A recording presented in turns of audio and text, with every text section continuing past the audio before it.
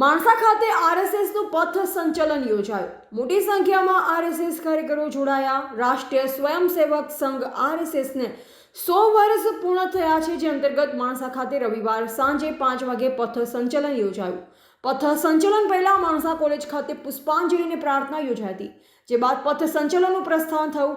પથ સંચલન ઇટાદરા ચોકડી, જકાત નાકા, અલકાપુરી, પાંજરાપોળ ચોક, કંસારા શેરી, મસ્જિદ ચોક થઈ કોલેજ ખાતે પૂર્ણ થઈ, જ્યાં ઠેર ઠેર ફૂલોથી સ્વાગત કરાયું, જેમાં મોટી સંખ્યામાં આરએસએસ કાર્યકરો જોડાયા. જે કાર્યક્રમમાં ધારાસભ્ય જે.એસ. પટેલ, સહ પ્રમુખ Shashikantbhai Patel, APMC chairman Madhavlal Patel, vice chairman B K. Patel, college campus director Navinbhai Vyas સહિતના આગેવાનો પણ જોડાયા હતા.